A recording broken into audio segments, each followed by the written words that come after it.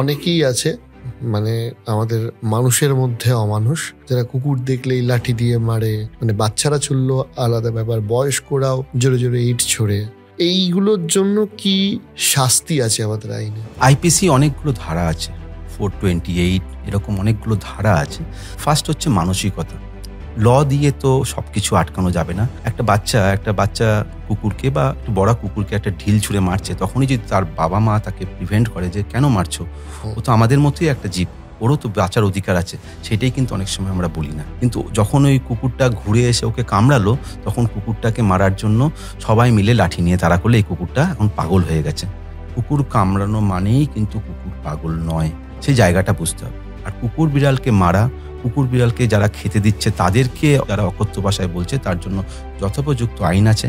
আপনি সোজাসুজি আপনার নিয়ারেস্ট পুলিশ স্টেশনে গিয়ে তার নাম দিয়ে আপনি একটা এফআইআর করুন, সেক্ষেত্রে অ্যাকশন হবেই হবে। যদিও পশুদের ব্যাপারে আইন কিছুটা শিথিল, কিন্তু আইন কিন্তু শক্ত করতে গেলে আমাদেরকেই প্রোটেস্ট করতে হবে। আমরা যদি ঘরে শুধু এই কমপ্লেনটা নিয়ে নিজের ঘরে বসে থাকি বা ওই সোশ্যাল মিডিয়ায় সেটাকে দিই, তাহলে কিন্তু কোনো আইন নতুনভাবে চেঞ্জ হবে না। আইন যদি চেঞ্জ করতে হয়, আমাকে হ্যামার করতে হবে, আমাকে হিট করতে হবে।